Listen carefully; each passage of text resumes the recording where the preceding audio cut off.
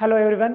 In my last video, I discussed about first law of inheritance of the Mendel, which is also called as law of dominance. According to this law, the character which appear in F1 generation is a dominant character, while the character which do not appear in the same generation is nothing but the recessive character.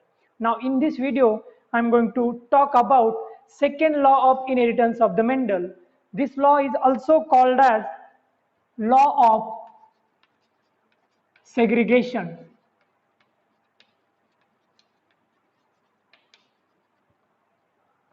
This law is also based upon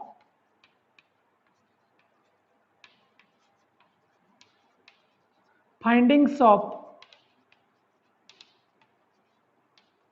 monohybrid cross.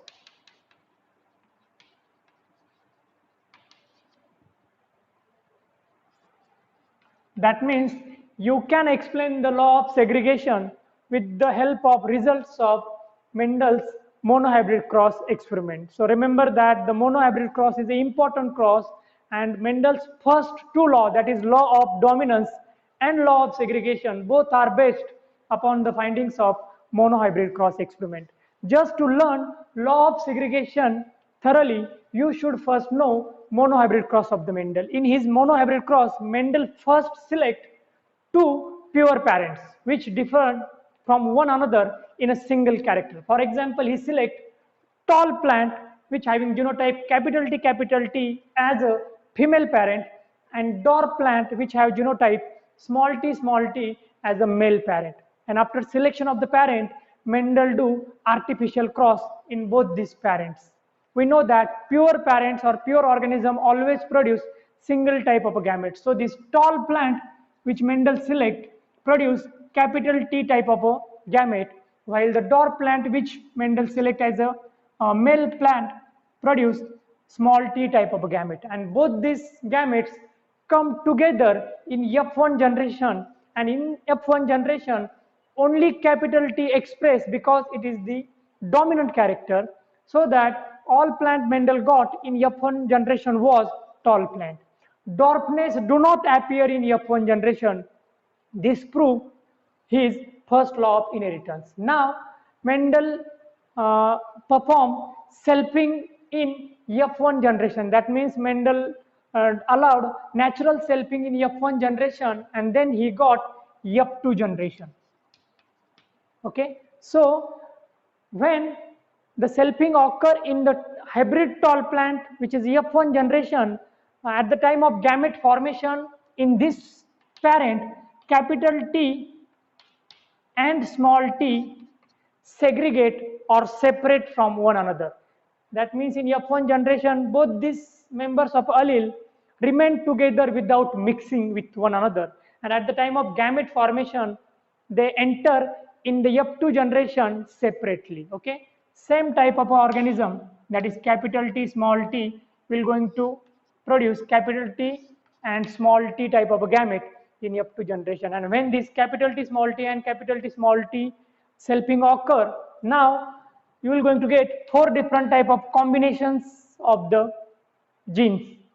In first case, capital T, that is pure tall plant, then capital T small t hybrid tall, capital T small t hybrid tall, and small t dwarf. So at the end of monohybrid cross, Mendel got phenotype 3:1, that means 3 tall plant and 1 dwarf plant, while the genotypic ratio become 1:2:1, that is 1 pure tall, 2 hybrid tall, and 1 dwarf plant. Okay, so this is the monohybrid cross of the Mendel, and one can state the law of segregation on the basis of this monohybrid cross, because the law states that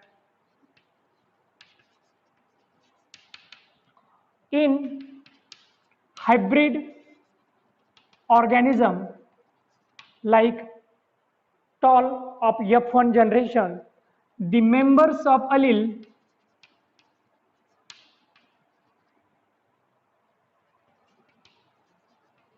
for example capital T small t remain together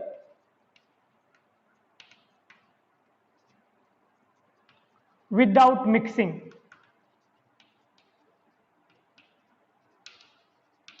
That means they just remain together, but they do not mix with one another permanently, and they can separate or segregate from one another in gamete formation.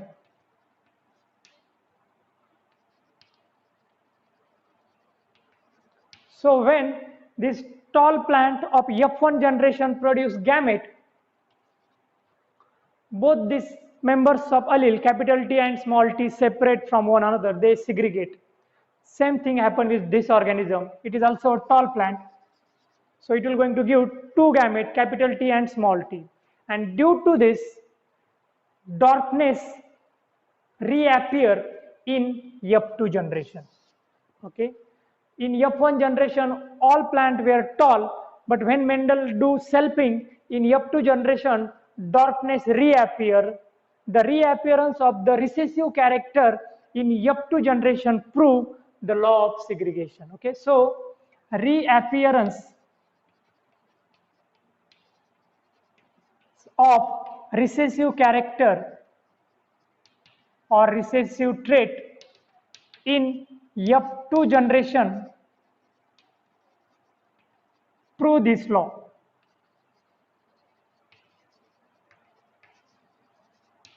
Okay, now when gamete formation occur in hybrid organisms, each gamete receive single member of the allele or single factor or a single gene. So gametes are always pure.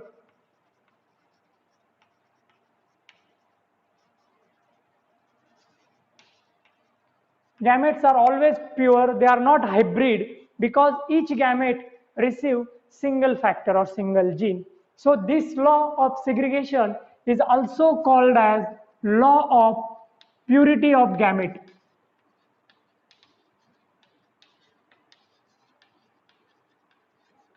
Okay, and now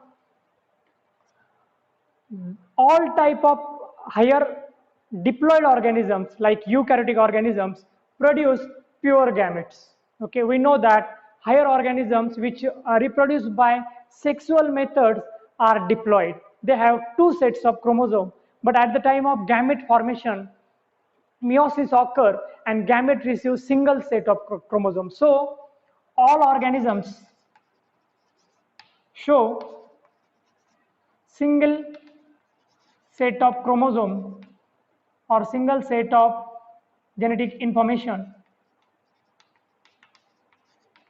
in gamete. So gametes are always haploid, and on the basis of this you can say the law of segregation is true and universally applicable. So the law is universally applicable.